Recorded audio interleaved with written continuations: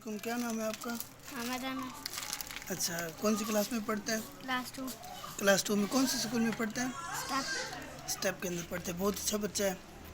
انس نام ہے جی اس کا، اور بہت اچھا فرمانبردار اچھا بچہ ہے. انشاءاللہ ایک بہت بڑا بندہ بنے گا. یہ بڑے بندے بن رہے ہیں، اچھا پڑھ رہے ہو آپ. تو جو بڑا بندہ ہوتا ہے وہ اچھا بھی پڑھتا ہے. اسی طرح کی بات ہے انس. چلے ٹھیک ہے جی، اللہ حافظ.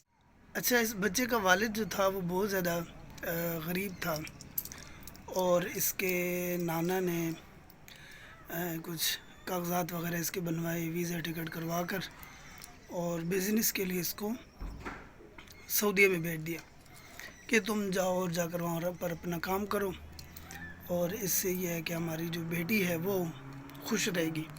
وہ وہاں پر گیا اور اچھا خاصا سیٹ ہو گیا.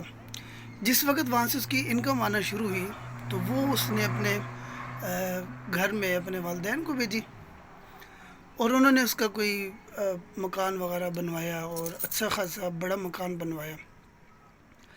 جس وقت اس کا مکان وغیرہ تیار ہو گیا تو اس کے جو خاندان والے لوگ تھے انہوں نے اس کے کان بھرنا شروع کیے کہ تمہاری بیوی جو ہے یہ بے وقوف ہے، اور یہ بے عقل ہے، اور اس کی اتنی سمجھ نہیں ہے، اور اس قسم کے اس کی یعنی کہ اس کو جس طرح عام طور پر خاندانوں میں آج کل چل رہا ہے بھڑکانے کی کوشش کی.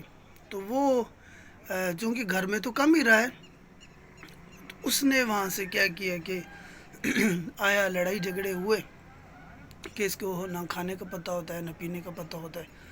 اس قسم کی باتیں کر کر اس نے اس کو جو ہے وہ ڈیورس دے دی.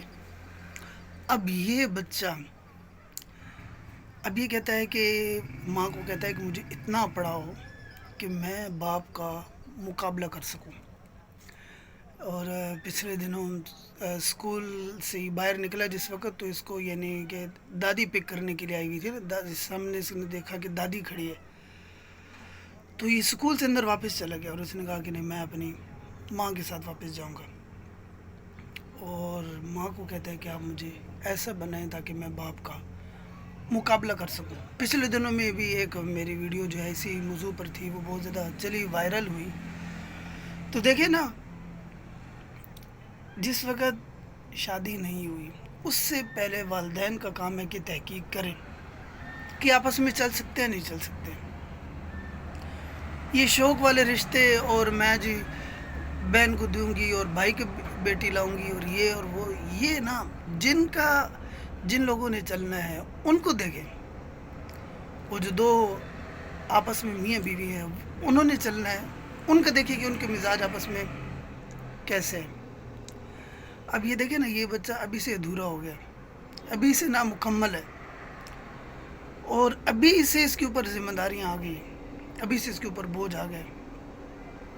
اور یار عجیب سی بات کرتا ہے، کہتا ہے کہ ابھی یہ پیچھے اس کا باپ جو ہے وہ چھٹی آیا ہوا تھا، تقریباً 2 منتھ کی چھٹی تھی اس کی. تو اس دوران اس نے نا اس سے ملنے کی کوشش کی انس سے کہ وہ اس سے کسی طریقے کے ساتھ مل سکے.